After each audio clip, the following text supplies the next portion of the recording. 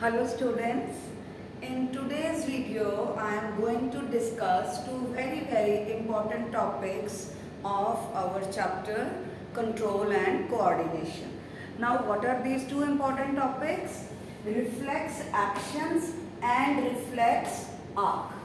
Now students, whenever we have to do some action, most of the time we think whether we want to do this or we do not. So there is always some thought process involved in that action, right? Such actions are called voluntary actions. For example, if you tell me, okay, come on, 1, 2, 3, jump. First I will think from where I have to jump. Am I going to hurt myself? So after thinking I will perform the action. Okay. Now in some cases, what happens is that if we take time in processing the stimulus, that is the change in our environment, and then we take the action, then it is very much possible that there must have been something wrong. You must not think always during some situations. For example, you are driving a car and immediately somebody comes in front of your car. Without any thinking, you automatically press the brake, right? Now sometimes due to this reflex action, the accident happens and even the driver of the car also gets hurt. So, for example, if you touch something hot, you immediately withdraw your hand. So, dear students, although our nervous system is very well developed, very complex, still there are reflex arcs. Now what is actually reflex action and what is reflex arc, and why there is need for reflex actions and reflex arc, that is what we are going to discuss today in this video.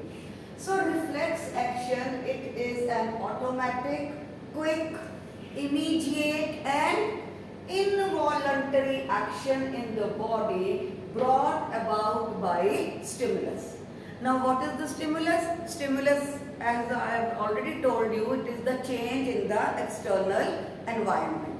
Now some of the reflex actions are shivering, sweating, instantaneous withdrawal of hand when we touch something hot or something very cold. So you can also say that reflex action is a spontaneous action without one's conscious will. Now, why do we need this? Because the thinking process of brain is not fast enough.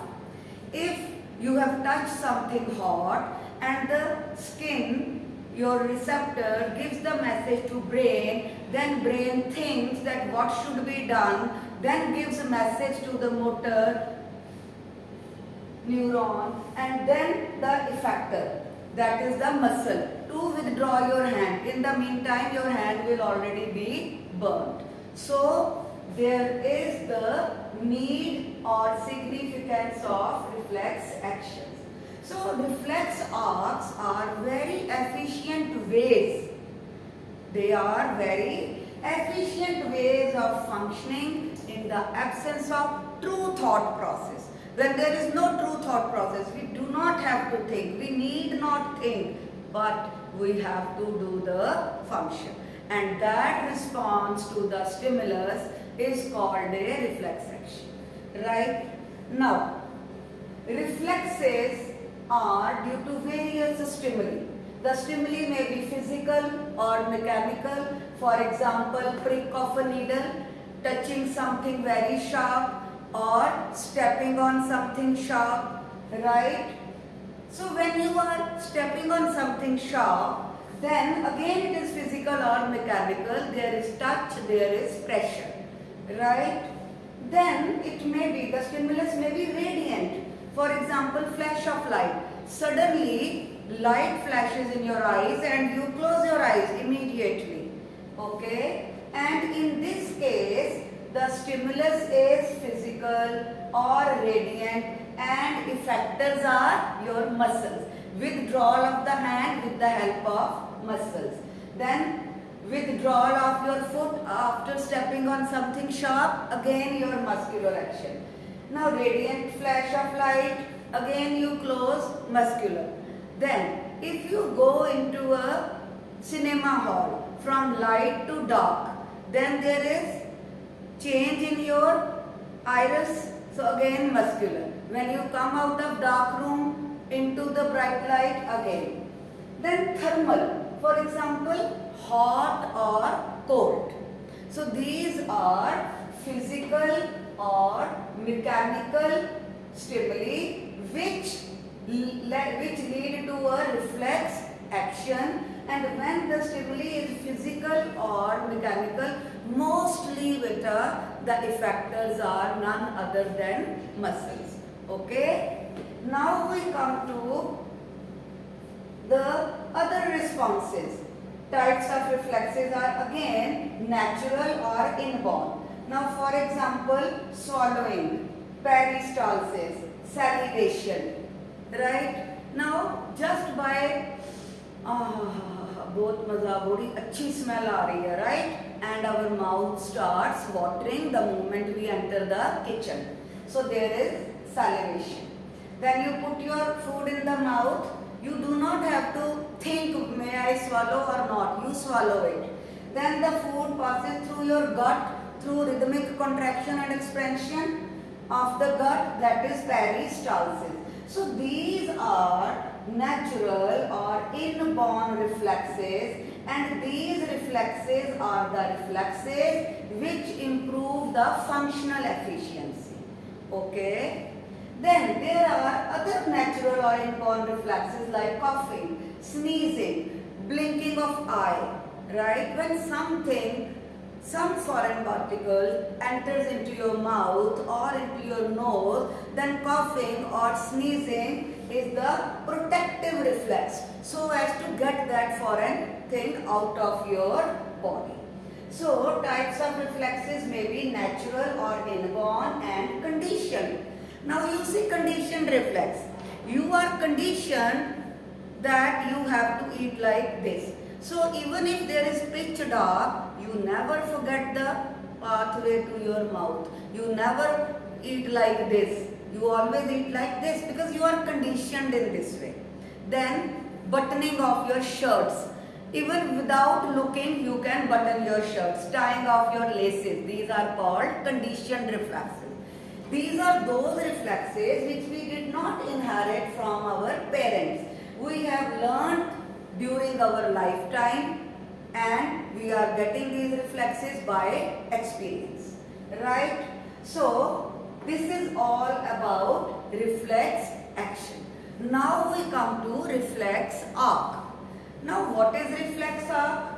Reflex arc is the shortest route that can be taken by an impulse from receptor, that is sense organs, to effectors, generally muscles or glands, right? So what happens in a reflex arc? For example, you touch something hot, right? So stimulus is heat, okay? What is the stimulus when you touch something hot? It is heat. Thermal stimulus. Heat. Receptor here is skin.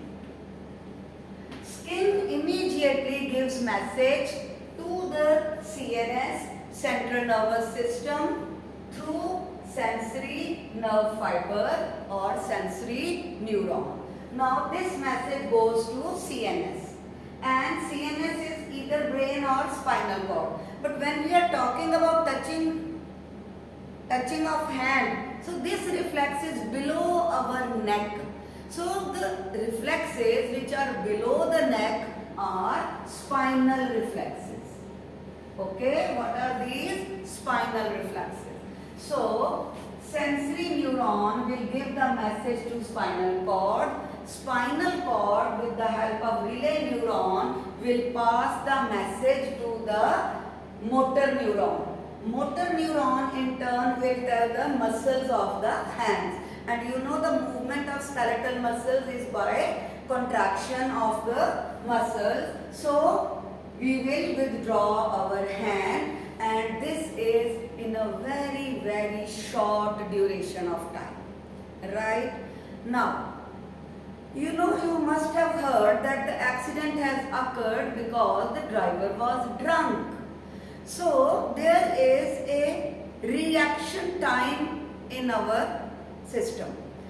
When we are under the effect of alcohol, then that system of our brain slows down and reaction time increases. So till the time driver takes an appropriate action of applying the brakes, the accident has already occurred. Okay? Now, when glands are involved, in this case the effectors were muscles. Now when you smell the food, immediately your olfactory receptors give the message to sensory. Now olfactory is nose, so the message will be given to brain. So your brain will give the message to relay neuron, which will give message to motor, and then motor will give to effector. Effector here will be salivary glands, which will start producing saliva. Okay, this has also been studied by Pavlov, a famous Pavlov experiment. What he did, he used to ring the bell and then give the dogs food. So dogs were conditioned to this, that whenever bell is ringing, it means we are going to get food. So just by ringing of the bell, the dogs started producing saliva. Right? So this system is amazing. God has created a beautiful software, right? So this is about reflex arc. Now there is a bubble where I have written and put a star, cranial and spinal reflexes. So dear students, the reflexes which are below the neck are controlled by our spinal cord, and the reflexes above our neck are controlled by our brain. Why?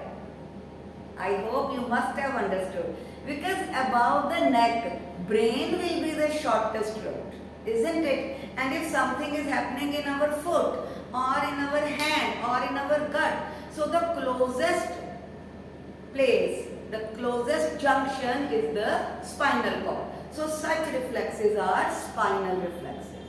Now what happens when suddenly a flash of light is there in your eyes?